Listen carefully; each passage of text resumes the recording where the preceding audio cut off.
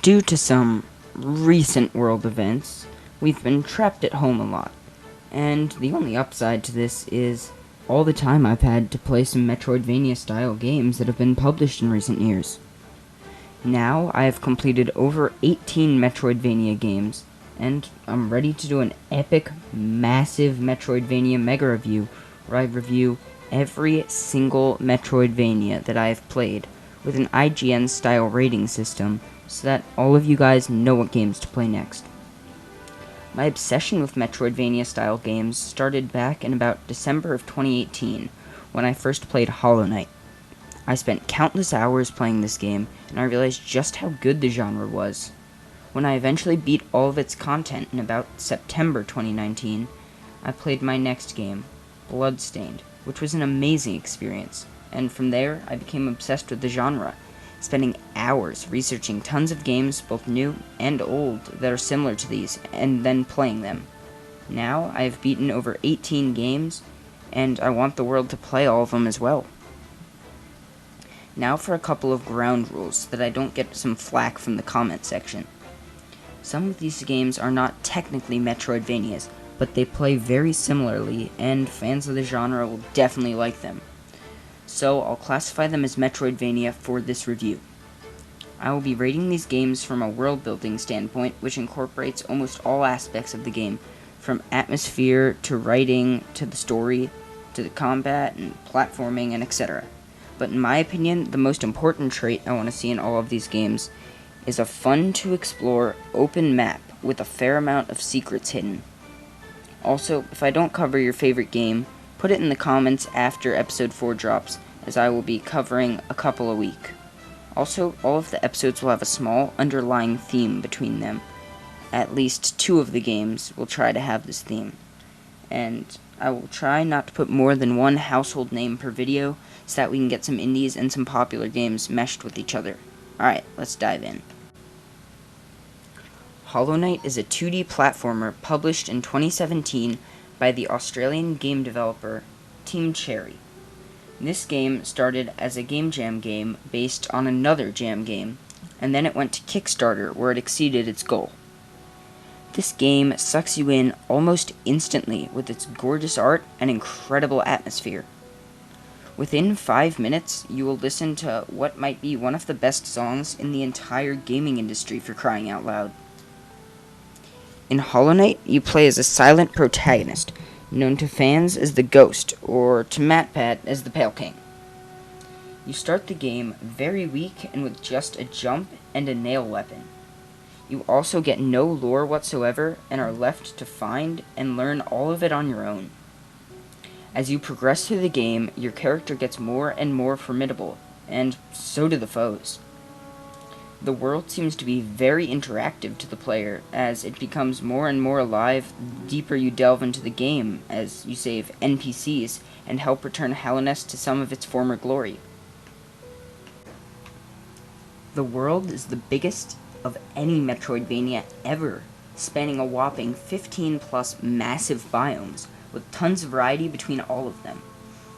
In these biomes, we get over 40 bosses and 150 enemies, which keeps the game fresh and exciting, even in your 20th playthrough. These enemies aren't boring reskins either. Each feels unique to the area they are in, and all of them feel very lifelike and help to add to the fun of the game. And the bosses are even more lifelike and deep. The game has a total of 46 bosses, who all have vastly different movesets, and for the most part, they all play quite differently, and every single one of them, except for Grey Prince Zote, are fun, intricate fights, with some of the later fights feeling more like a tightly choreographed dance than your average boss battle. The sprawling map is also a joy to explore, as there are tons of diverse secrets to uncover, from a damage boosting item to a health pickup to a useful charm or lore, and many more. And these encourage the player to keep exploring instead of just following the main path through the game and finishing rather quickly.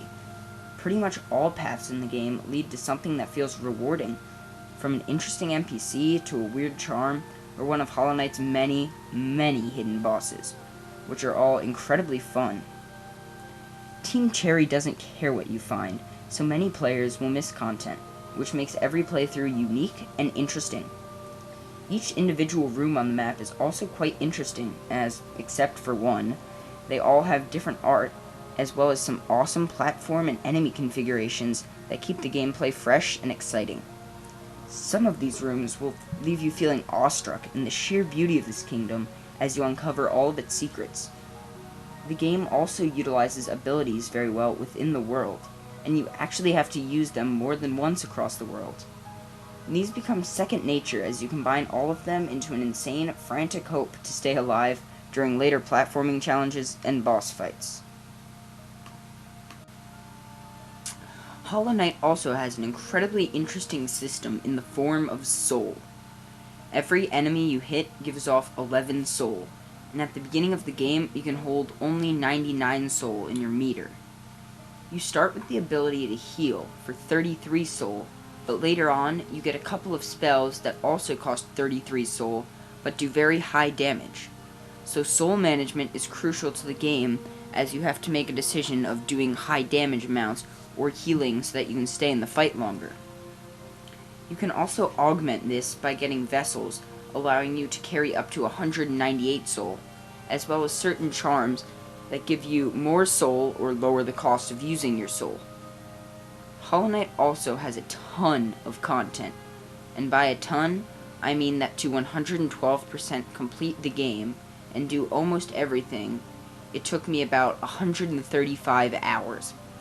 Granted, probably 20 of this was spent reading the wiki, and it did take me 26 hours to beat Hornet for the first time, but that's still more than 90 other hours once I get good. And most of these hours will be spent exploring a huge world, which has tons of hours worth of content that many casual fans would miss. This game is a masterpiece, with the greatest video game soundtrack ever, amazing art, and tight, fluid gameplay.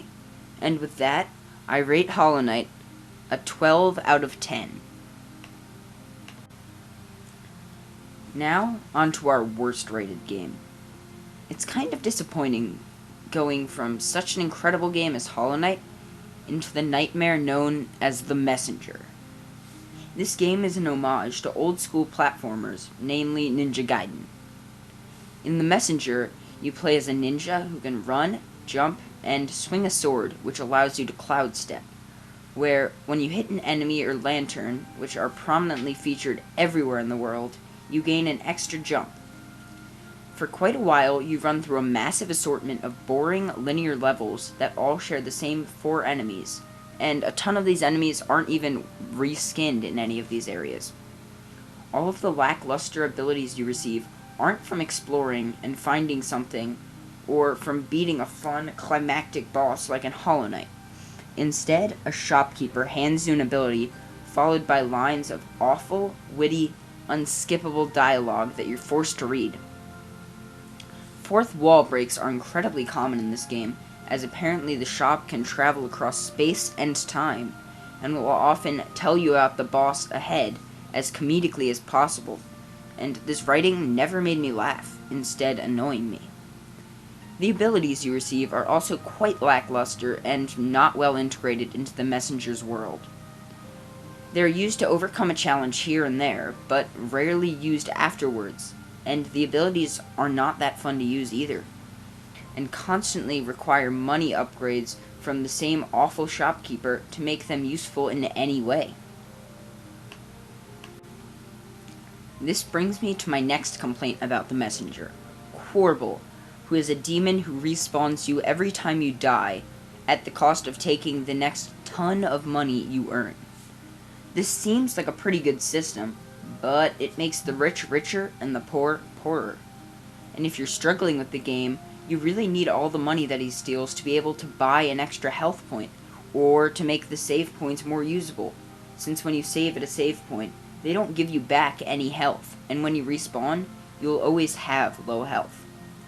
This causes you to die on infinite repeat for half an hour until, one lucky go, you maybe make it to the next save point, which are quite poorly spaced out, as many of the save points are either right next to each other or a million miles away. And this linear part is the better part of the game. About halfway through, the game switches from an 8-bit to a slightly more open 16-bit style. The art and music is much better in this half, but the gameplay is 3 times worse than in the first part. Here, you start to be able to switch between the 8-bit and 16-bit maps to collect the 45 power seals to beat the game, and this is a miserable grind as there's no exploration. Instead, you just have to precisely nail your boring time switches and collect another seal, which becomes quite monotonous, and not in the fun way either. The only thing this game has is a few pretty good bosses, but other than that, this game was a long, awful experience, and with that, I rate this a 0.3 out of 10. Next up, we have a game that I completed very recently, about at maximum a week before this video drops, and as of writing this script, I beat the game about 3 hours ago, and boy was it a masterpiece. I am of course talking about Gato Roboto, a Metroidvania game published by Devolver Digital, a publishing group that published a couple of other games that will appear on this list in the upcoming weeks. This game is a smaller Metroidvania, but that doesn't mean that the hours I spent with it weren't incredibly enjoyable. Unlike some of the other games on this list that I dissed for bad and witty writing, I actually thought that the writing in this game was good, even though it did try to be funny at times. And I think it utilized its humor well in what was overall a good and humorous story. The game doesn't try to hide its humor with a serious story, instead choosing something to complement it, which is good because you're playing as a cat in a robot suit. So making a very serious story alongside all of this humor would just ruin the experience.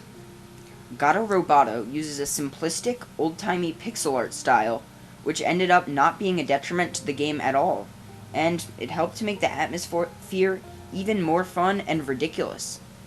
This game also plays incredibly well, with a very responsive character controller, which some other games on this list do not have. Your character in the mech suit has a couple of main movement abilities, namely being your cannon, a double jump, a ripoff of Metroid's screw attack, and a phase dash, which is quite a common Metroidvania trait, but still good.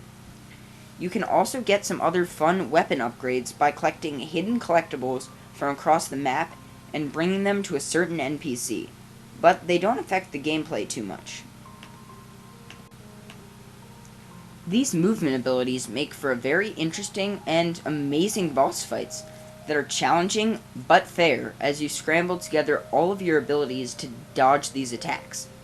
You also get to try out a couple of fun gimmicks, such as an underwater submarine level and an escape sequence, which don't mess up the game too much at all, instead being some of the most fun moments of the game, as they control similarly and allow for some interesting gameplay.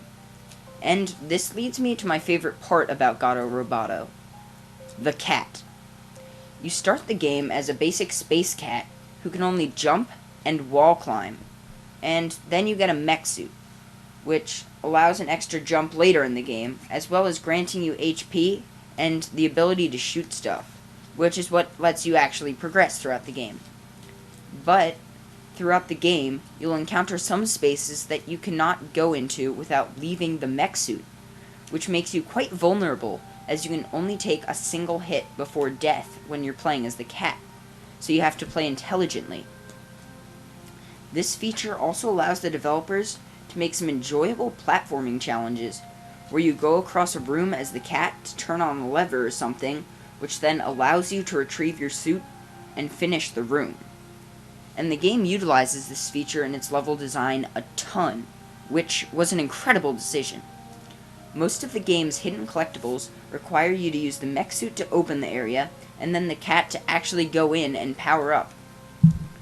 While the game was a bit linear, I never felt like it killed the game's feel of exploration, as there was always tons of stuff to actually explore, as well as a lot of side paths to get the collectibles and such.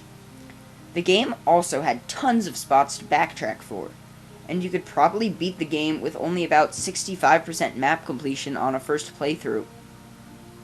This game could have expanded upon its concepts a bit more, and maybe added an extra area or so, but every single second of my short 5-hour 100% playthrough was incredible. In the end, this is one of my favorite Metroidvanias, and it might have been the most fun. For what this game published, I give this game a 9.8 out of 10. And now, to continue on with the cat trend, let's go to Momodora Reverie Under the Moonlight, which I beat about a day before releasing this video. Momodora was quite enjoyable, even without having the context of playing the first 3 games. This game is a cult classic with some incredibly dedicated fans. Momodora features an incredible score and some pretty hand-drawn art that is quite interesting to play with. The atmosphere is impressive, and I would say it's probably a close second to Hollow Knight in that regard.